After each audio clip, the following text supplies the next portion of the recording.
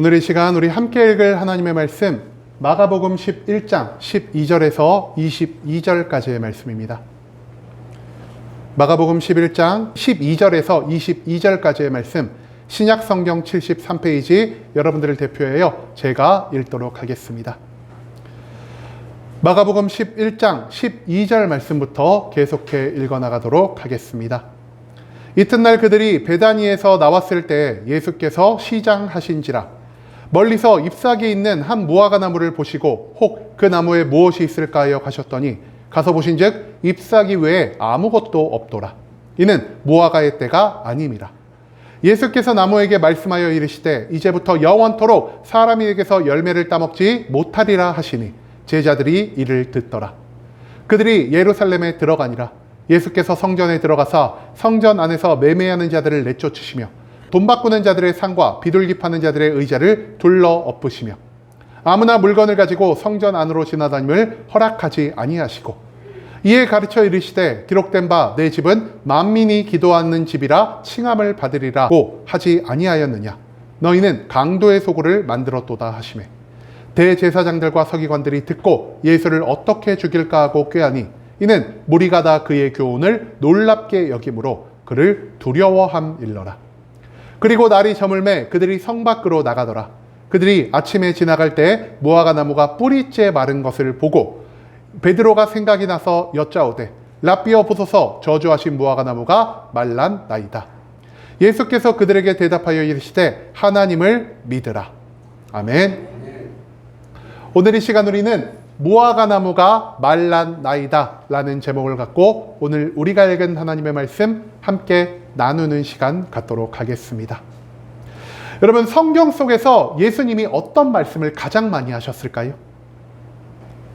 우리가 생각하는 예수님이라면 아마도 우리를 향한 축복의 말씀, 은혜의 말씀을 가장 많이 하지 않으셨을까라는 이러한 생각을 우리가 종종 할 것 같습니다. 여러분, 그런데요, 성경 말씀을 잘 찾아보면요, 예수님이 축복과 은혜와 가르침의 말씀을 제외하고도 저주의 선포를 종종 하셨다라는 사실을 우리가 찾아볼 수 있을 것 같습니다. 그렇다면 예수님은 누구를 향해 이 저주의 선포를 하셨을까요? 저는 성경 말씀에서 크게 세 부류의 사람들이 예수님의 저주의 대상이 되었다는 것을 찾아볼 수가 있었습니다. 첫 번째가 누구였냐? 바로 바리새인들과 서기관들이었고요. 두 번째는 가버나움, 고라신, 벳세다라는 이름을 가진 도시였고요. 마지막으로 또 누가 있냐? 바로 성령을 회방하는 자들을 향한 저주의 메시지를 예수 그리스도가 선포하셨다라는 것, 그것을 우리는 성경 말씀 가운데에서 찾아볼 수가 있다라는 것이죠. 여러분, 그런데요, 왜 예수 그리스도가 이 세 부류의 사람들에게 저주의 메시지를 선포하신 것일까요? 여기에는요, 그에 합당한 의미가 있다라 할 수 있겠습니다. 먼저 바리새인과 서기관들은 어떤 사람들이었을까요? 저들은 이스라엘 백성 가운데에서 누구보다 성경적인 지식이 많은 사람들이었습니다. 그런데 그들이 성경적 지식을 무엇을 위해 사용했냐? 타인을 정죄하기 위해 사용했고요, 나의 의를 높이기 위해, 즉 외식하기 위해서만 이 말씀을 사용하는 모습을 보였다라는 것입니다. 그렇기 때문에 하나님은요, 자신의 의를 위해, 자신의 영광을 위해 말씀을 알고 말씀을 이용하는 이 바리새인과 서기관들을 저주하실 수밖에 없었다라는 것이죠. 두 번째로 가버나움, 고라신, 벳세다라는 도시는 어떤 공통점을 가지고 있었을까요? 여러분, 이 세 도시는요, 다른 어떠한 도시들보다 예수 그리스도의 기적을 많이 체험한 도시였습니다. 그런데 예수 그리스도의 기적을 체험함에도 불구하고, 예수 그리스도의 은혜를 입었음에도 불구하고, 그리스도의 복음을 전파받았음에도 불구하고 이 세 도시는요, 여전히 하나님 앞에 회개와 돌이킴의 모습을 보이지 못했다라는 것입니다. 그렇기 때문에 예수님은요, 기적을 경험했으나 그 기적을 회개와 돌이킴으로 연결하지 못한 이 세 개의 도시를 향한 심판의 메시지를 선포하실 수밖에 없으셨다라는 것이죠. 마지막으로 성령을 회방하는 자는 어떤 사람들이라 할 수 있을까요? 하나님의 사역을, 하나님의 일하심을 고의적으로 무시하고 폄하하는 자들, 하나님의 뜻에 따라 움직이는 것이 아니라 하나님의 뜻을 깨달았음에도 불구하고 나의 목적을, 나의 만족과 유익을 하나님의 뜻에 앞에 두는 사람들이 바로 이 성령을 회방하는 자들이라 할 수 있다는 것입니다. 이들은 하나님의 뜻을 알고 있음에도 불구하고 그 모든 뜻을 정면으로 거슬렀기 때문에 하나님의 지엄한 심판이 예비되어 있다는 것을 예수 그리스도님이 저주의 메시지를 통해서 선포하실 수밖에 없으셨다는 것이죠. 여러분, 그런데요, 이 세 종류의 사람들은요 모두 예수 그리스도의 저주의 메시지를 듣기에 합당한 이유를 가지고 있었습니다. 그런데 우리는 오늘 본문 말씀 가운데에서 예수 그리스도의 저주를 들은 또 하나의 존재를 찾아볼 수가 있습니다. 누가 예수 그리스도의 저주를 받았죠? 바로 무화과 나무가 예수 그리스도의 입술 가운데 선포된 저주를 받게 되었다는 것입니다. 그런데 다른 모든 것에는 저주에 합당한 이유가 있는데요, 무화과 나무는 왜 저주를 받았을까요? 무화과 나무 열매를 맺지 못했기 때문에. 근데 여기에 우리가 한 가지 더 짚고 넘어갈 것이 있습니다. 여러분, 이 무화과 나무가 어떤 철이었다고 그러고요? 무화과 나무가 열리지 않을 시기에 예수님이 무화과 나무의 열매를 구하셨는데요, 이 무화과 나무가 열매를 맺지 못함으로 인해 예수님이 이 나무를 저주하셨다는 것입니다. 한마디로 우리는요 예수 그리스도의 저주 가운데에서 지금 이유를 도무지 알 수가 없는 저주를 마주하고 있다는 것이죠. 왜 예수님이 무화과 나무를 저주하셨을까요? 그냥 그날따라 당신이 배가 고프셨는데 이 무화과 나무가 열매를 내지 않아서 기분이 나빠 화풀이 하려는 목적으로 이 무화과 나무를 저주하신 것일까요? 아니면은 우리는 이해하지 못하는 또 다른 심오한 의미가 이 무화과 나무를 향한 저주 가운데 담겨 있는 것일까요? 우리가 오늘 본문 말씀을 통해서 우리가 가지고 있는 이 의문을 함께 해결해 나아갈 수 있기를 소망하겠습니다. 오늘 본문 말씀은요, 6월절 한 주 전, 즉 예수 그리스도가 십자가에 못 박히시기 그 직전에 발생한 일이라 할 수 있겠습니다. 십자가의 죽음과 부활을 위해서 베단이라는 마을을 떠나 예루살렘을 향하던 예수 그리스도는요, 그 새벽 시간에 이른 아침에 배가 고프셨던 것 같습니다. 그런데 배가 고픈 예수 그리스도 앞에 무엇이 보였다라고 성경 말하고 있죠? 잎이 달린, 이 잎이 달렸다는 것을 헬라어로 해석을 해보니까 잎이 무성한 무화과 나무가 예수 그리스도의 시야에 들어왔다라는 것을 우리가 찾아볼 수가 있게 될 것입니다. 여러분, 예수 그리스도가 잎이 무성한 이 무화과 나무를 발견했을 때 어떤 마음을 가지셨을까요? 저 잎이 무성한 무화과 나무라면은 내가 먹을 만한 무화과가 달려있겠구나라는 이러한 생각을 가지고 이 무화과 나무로 접근하셨습니다. 그런데 막상 이 무화과 나무를 찾아가 보자 무화과 나무에는 잎만 무성할 뿐 아무런 열매가 맺혀 있지 않은 것을 예수님이 목격하시게 되셨다는 것이죠. 그렇기 때문에 예수님은요, 이 무화과 나무에 선포합니다. 너가 더 이상 사람을 위해 열매를 맺을 수 없을 것이요, 사람을 즐겁게 하지도 못할 것이다 라고 말이죠. 그리고 이처럼 이 큰 무화과 나무에 저주를 선포하신 예수 그리스도는요, 이제 예수 그리스도의 목적지였던 예루살렘 성전 안으로 들어가십니다. 그리고 예루살렘 성전 안에서 예수님 어떤 일을 행하셨죠? 우리가 흔히 알고 있는 성전 청소 사건을 행하셨다라는 것입니다. 예수님은 선포하십니다. 이 집은 기도하는 집이라 일컬음을 받았거늘 너희가 이 집을 강도의 소굴로 만들었도다 라고 말이죠. 그리고 예수님은요, 채찍을 들어 이 채찍을 휘두르심으로 이 성전 안에서 장사하는, 성전 안에서 돈을 거래하는, 성전 안에서 물건을 나르는 모든 사람들을 이 성전 바깥으로 쫓아버리는 이 놀라운 사역을 행하게 되셨다라는 것입니다. 그리고 오후 늦게까지 이 사역을 마치신 후 예수 그리스도가 다시 바깥을 나왔을 때, 그리고 아침이 밝아오기 시작할 때 제자들과 예수님이 목격한 것 무엇이었냐? 바로 아침에 저주한 이 무화과 나무가 바짝 뿌리까지 마르게 된 것을 제자들과 예수님이 목격하게 되었다는 것입니다. 제자들은요, 이 바짝 마른 무화과 나무를 보고 깜짝 놀라 예수님께 무엇을 말하죠? 오늘 본문의 제목처럼 예수님, 무화과 나무가 말랐나이다 라는 이 말을 전달하게 됩니다. 그러자 이 말씀을 들으신 예수님이 제자들에게 어떤 응답을 하셨습니까? 얘들아, 하나님을 믿으라라는 말씀을 하심으로 오늘 본문의 모든 내용이 마치게 된다라는 것입니다. 여러분, 오늘 본문 말씀을 들으면요, 우리가 두 가지의 큰 의문점을 가질 수 있게 될 것 같습니다.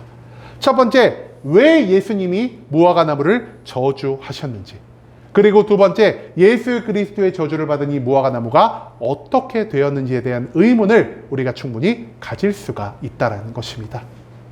여러분, 그렇다면 우리가 가장 먼저 예수님이 왜 이 무화과 나무를 저주하셨는지를 함께 알아보고자 합니다. 당시 이스라엘에 존재했던 이 무화과 나무는요, 초여름에 그가 맺어야 할 열매를 맺는 나무였습니다.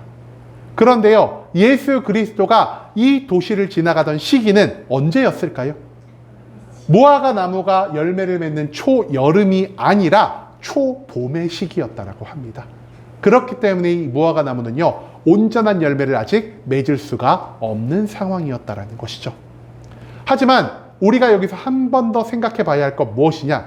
이 이스라엘에 존재하는 무화과 나무는요, 초여름에 본격적으로 열매를 맺기 시작하지만 그 이전에 초봄 시기에는요, 파게라고 불리는 작은 열매를 맺는다라고 합니다. 그래서 제가 사진을 좀 준비해 봤습니다. 여러분들이 흔히 알고 있는 무화과 나무는요, 이 보라색으로 잘 익은, 안을 가르면은 굉장히 단 씨앗이 가득한 이런 열매라고 할 수 있겠는데요. 초봄에는 이 무화과 나무에 어떤 열매가 맺히냐? 이렇게 파게라고 불리는 초록색의 작은 열매가 맺힌다라는 것입니다. 예수님이 예루살렘을 방문하셨을 시기에는 초봄의 시기입니다. 한마디로 이 보라색의 잘 익은 무화과 나무 열매가 나무에 맺히지는 않지만 초봄의 시기에 이 파게라는 작은 열매가 충분히 무화과 나무에 맺힐 수가 있었던 시기였다라는 것이죠. 여러분, 그리고 예수 그리스도가 어떤 나무를 향해 다가가셨다라고 성경 말씀하고 있죠? 잎이 무성한 무화과 나무 열매를 향해 다가가셨다라는 것을 성경은 우리에게 알려주고 있습니다. 여러분, 잎이 무성하다라는 것은 무엇을 의미하는 것일까요? 이 나무가 건강하다는 뜻일까요? 건강하지 않다라는 뜻일까요? 잎이 무성한 나무일수록 더 많은 햇빛을 받아들일 수 있고요, 더 많은 영양을 공급할 수 있기에 건강한 나무라 할 수 있겠습니다. 그렇기 때문에 예수님은요, 이 건강해 보이는 나무라면은 내가 배를 채울 수 있을 만한 충분한 작은 열매를 맺고 있겠지라는 이러한 희망을 가지고 이 나무에 다가가실 수밖에 없으셨다라는 것입니다. 하지만 이 무화과 나무, 어떤 나무였더라고요? 잎은 무성하지만 이 작은 열매를 하나조차 맺지 못하는 굉장히 비정상적인 모습을 보이고 있는 무화과 나무였다라는 것입니다. 그렇기 때문에 배가 고프신 예수님은요, 이 무화과 나무에서 단 한 개의 열매도 취하지 못하셨고요, 그로 인해 이 무화과 나무를 저주하시는 모습을 보였다라는 것이죠. 그렇다면은 저주를 받은 무화과 나무 어떻게 되었을까요? 그죠? 이 무화과 나무를 근데 정확히 알기 전에요, 우리가 먼저 무엇을 돌아봐야 되냐? 오늘 본문 말씀 가운데 나온 예수 그리스도 일정을 함께 돌아볼 필요가 있다는 것입니다. 여러분, 아침에는요, 예수님이 베단이라는 마을을 떠나서 예루살렘으로 이동을 하셨습니다. 그리고 이 이동하는 과정에 어떤 일이 있었다라고요? 우리가 방금 나눈 것처럼 무화과 나무를 발견하시고 이 나무에서 열매를 얻지 못하시자 예수님이 나무를 저주하셨다라는 것을 우리가 찾아볼 수 있게 될 것입니다.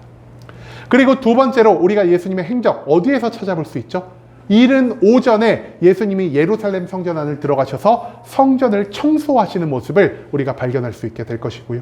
이 청소의 기간이 오래 지나 늦은 오후가 돼서 끝났을 때, 그리고 예수 그리스도가 제자들과 함께 성 바깥으로 나오셨을 때 그들이 목격한 것이 무엇이었냐? 바로 아침에 그들이 봤던 무화과 나무, 그 잎이 무성했던 무화과 나무가 뿌리째 말라 있는 것을 저들이 목격하게 되었다는 것입니다.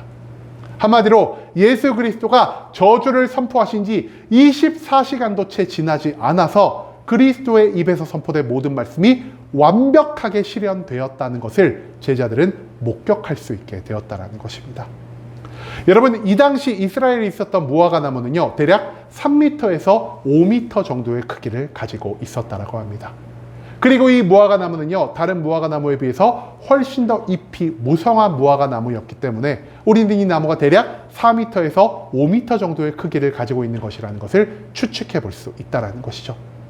여러분, 4m에서 5m 어느 정도 높일까요?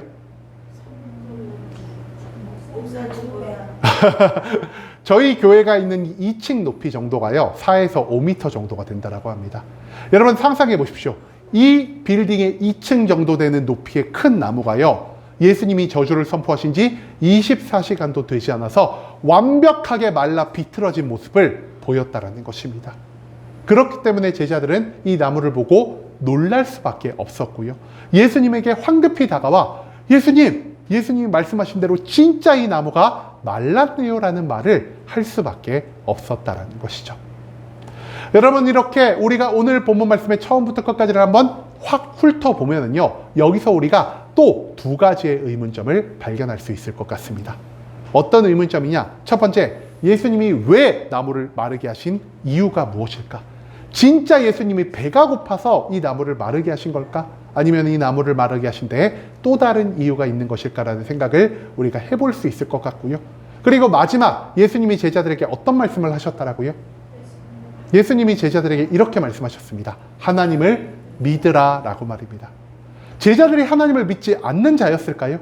아니었겠죠. 그럼에도 불구하고 무화과 나무가 말랐다라는 이 제자들의 말에 예수님의 반응이 왜 하나님을 믿으라라는 말씀이 나왔는지를 우리가 생각해 볼 필요가 있다라는 것이죠. 여러분, 예수님이 무화과 나무를 저주하신 진짜 이유를 알기 위해서는요, 예수 그리스도가 무화과 나무를 저주하신 이후에 어떤 일을 하셨는지를 우리가 함께 알아볼 필요가 있겠습니다. 무화과 나무를 저주한 다음, 그리고 무화과 나무가 마르기 직전 그 사이에 어떤 일이 있다라고 오늘 본문 말씀 말하고 있죠? 그죠? 성전 청소 사건이 발생했다라는 것을 우리가 찾아볼 수 있습니다. 그런데 이 성전 청소 사건이 발생한 것이요, 굉장히 뜬금없이 무화과 나무 사건 중간에 들어있지 않겠습니까? 그렇기 때문에 우리는요, 이 성전 청소 사건이 무화과 나무와 굉장히 깊은 연관성이 있는 것이구나라는 것을 생각해 봐야 한다는 것이죠. 여러분, 예수 그리스도가 성전을 청소하신 그 이유 무엇입니까? 예수님이 말씀하셨죠. 이 집은 기도하는 집이지 장사꾼의 소굴로 너희가 만들었도다라고 말입니다. 그런데 예수님이 이 집을요, 왜 기도하는 집이라고 말씀하셨을까요? 그 이유를 우리가 이사야서 56장 7절의 말씀 가운데에서 찾아볼 수 있을 것 같습니다. 이사야서의 말씀에서 하나님은 이스라엘 백성들에게 이런 말씀을 남기셨습니다. 내가 곧 그들을 나의 성산으로 인도하여 기도하는 내 집에서 그들을 기쁘게 할 것이며 그들의 번제와 희생을 나의 제단에서 기꺼이 받게 되리니 이는 내 집은 만민이 기도하는 집이라 일컬음이 될 것임이라. 여러분, 하나님이 성전을 어떤 곳으로 소개하고 계시죠? 성전을 크게 두 가지로 소개하고 계십니다. 첫 번째, 이 성전은 나의 집이다라고 소개하고 계시고요. 나의 집을 어떤 곳으로 표현하고 계시냐? 기도하는 곳이라고 표현하고 계신다라는 것입니다. 여러분, 그런데 하나님이 말씀하신 이 기도하는 집에서 지금 이스라엘 백성들이 무엇을 하고 있습니까? 기도하는 것이 아니라 나의 만족을 위해, 나의 유익을 위해 장사하는 모습을 보였기 때문에 예수님은 분노하실 수밖에 없었고요. 그 분노를 표출하기 위해 성전을 채찍을 휘두르며 청소하실 수밖에 없으셨다라는 것입니다. 여러분, 그런데 우리가 여기서 한 번 더 생각해 봐야 할 것 무엇이냐? 우리가 가정을 한번 해봅시다. 여러분, 이 교회 안에 있을 때 여러분들이 더 착한 모습을 보이십니까? 아니면 교회 바깥에 있을 때 여러분들이 더 착한 모습을 보이십니까? 왜 교회 안에 있을 때 우리가 더 착한 모습을 보일까요?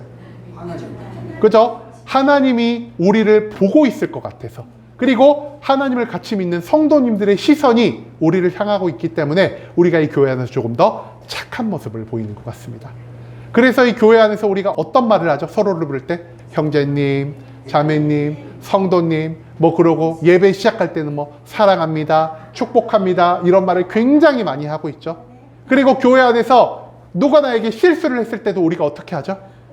아유, 괜찮아요, 괜찮아요. 이런 것쯤 내가 얼마든 감당할 수 있죠라는 이런 착한 모습을 보이다가도요, 제가 항상 말씀드린 거 있죠. 이제 예배를 마치고 차를 타고 집으로 돌아가고 있는데 갑자기 제 앞에서 칼치기를 딱 하는 사람이 있으면은 빵 하면서 야이 삐삐야 이러면서 막 욕을 막 하죠, 우리가.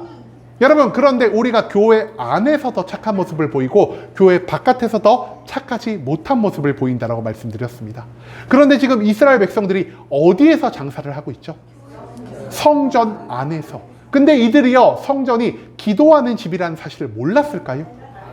이들은요, 수천 년간 하나님에 대해서 배우고 깨달은 그 지식을 통해서 성전이 기도하는 집이라는 사실을 모두 알고 있었다라는 것입니다. 그런데 하나님이 성전을 지켜보고 있으심에도 불구하고, 많은 성도님들이 나를 향한 시선을 가지고 있음에도 불구하고 성전 안에서조차 저들이 하나님의 말씀에 순종하지 못하는 모습을 보이고 있다는 것입니다. 그렇다면 성전 바깥에서 저들이 하나님의 말씀에 온전히 순종하며 살아갈 수가 있었을까요? 불가능했을 거라는 사실이죠. 성전 안에서조차 하나님의 말씀에 순종하지 않는데 어찌 저들이 성전 바깥에 저들의 삶의 자리에 갔을 때 하나님의 말씀을 온전히 순종하며 살아갈 수가 있었겠습니까? 그렇기 때문에 예수 그리스도는요, 하나님을 머리로만 알고 있을 뿐 온전히 믿지 않는, 그리고 하나님의 말씀에 온전히 순종하지 않는 저들을 향해서 징계의 채찍을 드실 수밖에 없으셨다라는 것입니다. 여러분, 이스라엘 백성들은요, 수천 년 동안 하나님의 말씀을 배우고 깨달은 자들입니다. 그리고 수천 년 동안 저들을 향한 하나님의 축복을, 하나님의 기적을 누구보다 가까이서, 누구보다 많이 경험한 민족이라 할 수 있겠습니다. 그렇기 때문에 저들은 하나님 앞에서 어떤 삶의 모습을 보여야 했습니까? 하나님이 원하시는 열매 맺는 삶의 모습을 보여야만 했다라는 것이죠. 한마디로 하나님을 잘 믿고 하나님의 모든 말씀에 순종하며 하나님이 원하시는 죄에서 멀어진 거룩, 하나님이 원하시는 내 주변에 있는 모든 사람들을 품는 이웃 사랑의 모습을 갖추어야 했을 것이고요. 나의 뜻과 나의 계획보다는 이 땅 가운데에서 하나님이 나에게 명령하신 하나님의 뜻과 계획을 먼저 선택하는 그런 열매 맺는 삶의 모습을 이들은 하나님 앞에 보여야 마땅했다라는 것이죠. 그런데요, 저들이 지금 어떠한 삶의 모습을 보이고 있습니까? 저들은 하나님의 뜻을 성취하기보다는 나의 의만을 높이려 하고 있고요. 하나님의 명령에 순종하기보다는 나의 만족과 나의 유익을 먼저 추구하는, 즉 열매 맺지 못하는, 거듭나지 못한, 구별되지 못한 삶의 모습을 하나님 앞에 보이고 있다는 것입니다. 여러분, 그런데요, 하나님이 열매 맺지 못한 자의 삶을 어떻게 대하신다라고 말씀하셨죠? 우리가 이것을요, 마태복음 7장 9절 말씀에서 찾아볼 수가 있습니다. 마태복음 말씀에서 예수님이 이런 말씀하셨습니다. 아름다운 열매를 맺지 아니하는 나무마다 찍혀 불에 던져질 것이다 라고 말입니다. 여러분, 열매를 맺지 못하는 우리들의 삶을 하나님이 어떻게 대하신다라고요? 하나님의 백성 가운데에서 끊어내실 것이고요, 저들을 영원히 불타오르는 지옥불의 형벌 가운데 방치하시겠다라는 이 무시무시한 저주의 메시지를 예수님은 이미 마태복음 말씀 가운데에서 우리에게 가르쳐 주신 적이 있다라는 것입니다. 여러분, 예수 그리스도는요, 이 성전을 청소하기 전, 즉 열매 맺지 못하는 이스라엘 백성들의 모습을 찾아보기 전 무엇을 먼저 보셨습니까? 열매 맺지 못하는 무화과 나무를 먼저 보셨다라는 것입니다. 그렇기 때문에 예수님의 눈에는요, 이 열매 맺지 못한 무화과 나무, 잎만 무성한 무화과 나무가 단순히 나무로만 보이는 것이 아니라 하나님의 은혜를 경험했음에도 불구하고, 하나님에 대해서 너무나 많은 것을 알고 있음에도 불구하고 여전히 하나님의 뜻에 합당한 열매를 맺지 못한 이스라엘 백성의 모습으로 보일 수밖에 없으셨다라는 것입니다. 그렇기 때문에 예수님은요, 이스라엘 백성을 먼저 심판하기 전 이 무화과 나무 열매를 저주하셨습니다. 열매를 맺지 못한 너희 말라 비틀어질 것이다. 열매를 맺지 못한 너희는 찍혀 불에 던져지는 불쏘시개의 역할밖에 하지 못할 것이다 라는 이 저주의 메시지를 선포하실 수밖에 없으셨다라는 것이죠.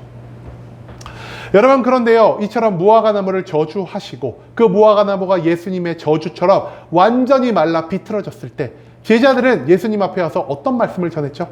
예수님 말씀하신 대로 진짜 무화과 나무가 말라버렸네요 라는 이러한 말을 전달했다라는 것입니다. 그런데 제자들의 이 전달에 예수 그리스도 어떤 반응을 하셨다라고요? 예수님은요, 제자들에게 하나님을 믿으라라는 말씀을 하셨다라는 것입니다. 왜 예수님이 제자들에게 하나님을 믿으라라는 말씀을 하셨을까요? 그 이유는요, 제자들이 예수 그리스도 입에서 선포된 이 저주의 메시지를 온전히 믿지 않았기 때문이라는 것입니다. 여러분, 예수 그리스도의 입에서 나오는 모든 말씀은 곧 누구의 말씀입니까? 하나님의 말씀입니다. 한마디로 제자들은요, 하나님의 말씀에 큰 의미를 두지 않는 모습을 보이고 있다는 것이죠. 제자들이 생각하는 예수님 어떤 분이셨을까요? 아, 예수님이 그냥 배가 고프셨구나. 예수님이 배가 고픈데 열매를 얻지 못하시니까 단순히 그냥 내 안에 있는 화를 풀 용도로 이 무화과 나무에 저주를 하셨겠구나라는 이러한 가벼운 생각으로 제자들은 예수님의 저주의 메시지를 받아들였다는 것이죠. 한마디로 제자들은요, 예수 그리스도와 그토록 오랜 시간을 함께 했음에도 불구하고, 예수 그리스도에게 그토록 많은 것을 배웠음에도 불구하고 이 저주받은 무화과 나무 가운데에서 열매 맺지 못하는 이스라엘 백성들의 모습을 찾아내지 못했다라는 것입니다. 한마디로 여전히 예수님이 바라보시는 것과 제자들이 바라보는 것에 큰 차이가 존재했다라는 것이죠. 예수 그리스도의 입에서 나온 저주의 메시지를 온전히 믿지 못한 제자들은요, 이 말씀이 실제로 실현되었을 때 이 모든 것을 보고 놀랄 수밖에 없었습니다. 왜냐? 내가 크게 의미를 두지 않은 것, 내가 중요하지 않다라고 생각한 것, 내가 믿지 않은 것이 24시간도 지나가기 전 내 눈앞에서 실현되는 모습을 목격하였기 때문이라는 것이죠. 한마디로 제자들은 예수님을 온전히 믿지 않았습니다.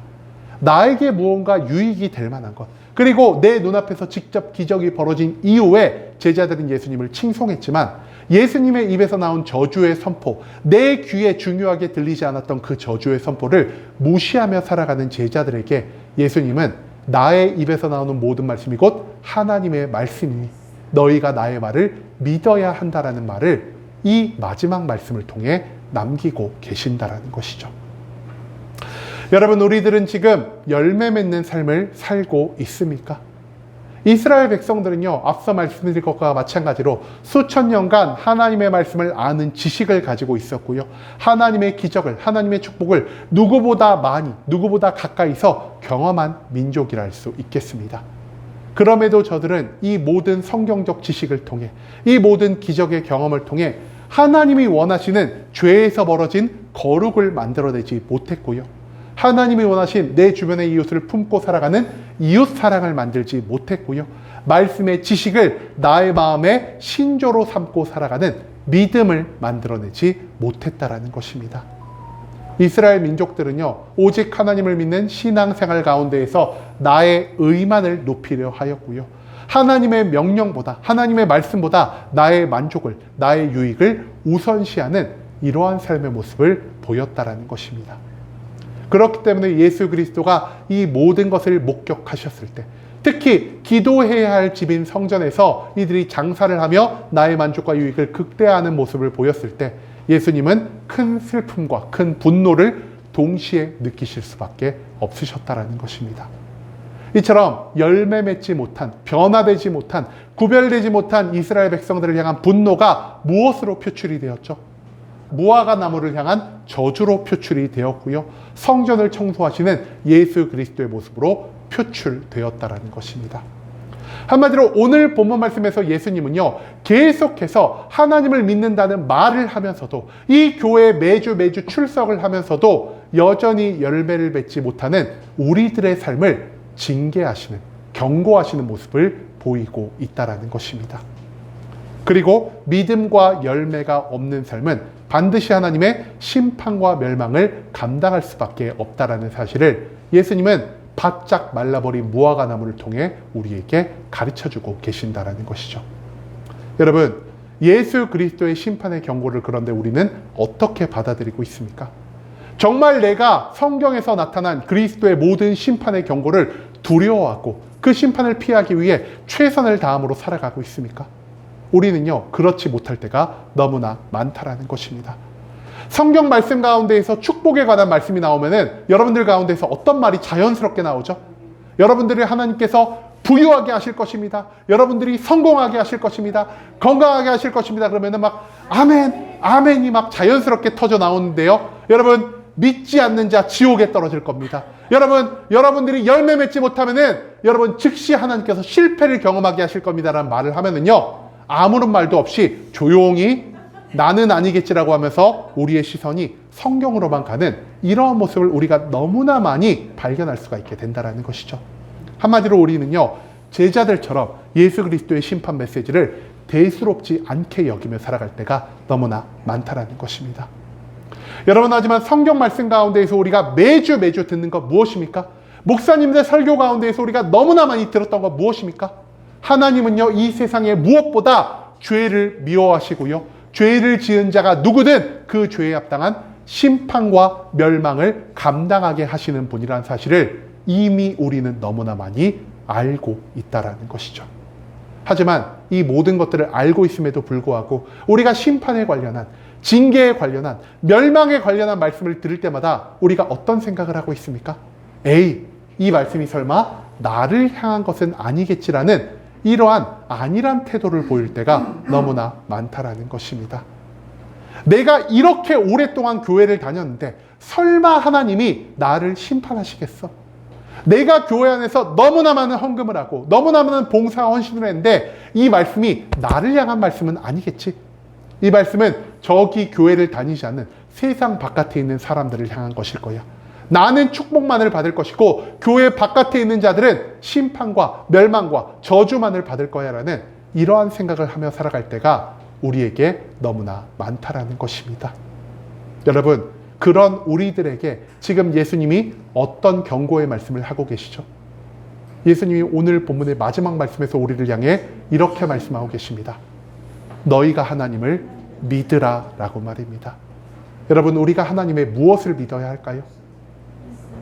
예수 그리스도를 믿지 않고 온갖 죄악 가운데 살아가는 우리, 하나님을 믿고 하나님의 축복을 경험했음에도 불구하고 여전히 하나님이 원하시는 열매를 맺지 못하며 살아가는 우리들에게 심판과 멸망이 예정되어 있다라는 이 하나님을 우리가 믿고 살아가야만 한다라는 사실을 예수님은 오늘 이 말씀을 통해서 우리에게 알려주고 계신다라는 것입니다. 여러분, 우리가 교회를 얼마나 오래 다녔든, 이 교회 가운데에서 얼마나 많은 헌금과 봉사와 헌신을 했든, 우리가 교회 바깥의 사람들과 달리 일주일에 한 번 일요일 우리가 이 자리에 와서 시간을 하나님을 위해 사용하였다 한들 우리의 삶 가운데 열매를 맺지 않는다면 우리도 하나님의 심판의 대상이 될 수가 있다는 사실을 오늘 본문 말씀은 우리에게 알려주고 있다는 것입니다. 여러분, 이제는 우리가 열매 맺는 신앙생활을 하고 있는지 다시 한번 우리의 삶을 되돌아볼 수 있기를 원합니다. 아무리 오래 교회를 다니고 헌금과 봉사의 삶을 살아간다 한들 온전한 믿음과 순종, 하나님이 원하시는 거룩과 사랑의 모습, 그리고 나의 목표보다 하나님의 뜻을 우선시하며 살아가는 이 열매 맺는 삶이 우리 가운데 존재하지 않는다면 우리도 바짝 마른 무화과 나무처럼 하나님의 심판과 징계를 감당할 수밖에 없다라는 사실을 예수님은 이 하나님을 믿으라라는 이 외침을 통해 우리에게 가르쳐 주고 계신다라는 것입니다. 여러분, 하나님은요, 하나님의 뜻대로 살아가지 못하는 모든 일을 죄로 규정하시는 분이시고요, 그 죄를 지은 자가 누구든 그 죄에 합당한 심판과 멸망을 감당하게 하시는 분이라는 사실을 기억하시므로 우리가 하나님의 이 모든 말씀을 허투루 여겨 예수님께 다가간 제자들처럼 예수님, 무화과 나무가 말랐나이다라고 말하며 놀라는 모습을 보이는 것이 아니라 나를 향할 수도 있는 하나님의 심판과 징계의 메시지를 나의 것으로 받아들이고 이제는 하나님의 모든 말씀을 인정함으로 우리의 삶 가운데에서 하나님이 기뻐 받으시는 온전한 열매를 맺으며 살아갈 수 있는 순복음 함께하는 교회 모든 성도님들이 될 수 있길 간절한 마음으로 소망하겠습니다.